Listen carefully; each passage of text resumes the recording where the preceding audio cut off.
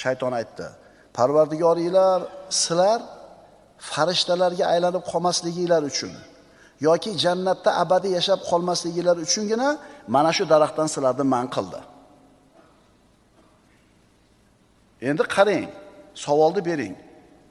Farishta bo'lib qolishinglarni xohlamadi. Ya'ni shu daraxtning mevasini yesanglar, farishta bo'lib qolasizlar va abadiy bo'lasizlar. Keyingi oyatda bitmas tuganmas mulkni va'da qildi. 3 ta narsa: farishta bo'lib qolish, abadiy qolish, boylik, bitmas tuganmas boylik.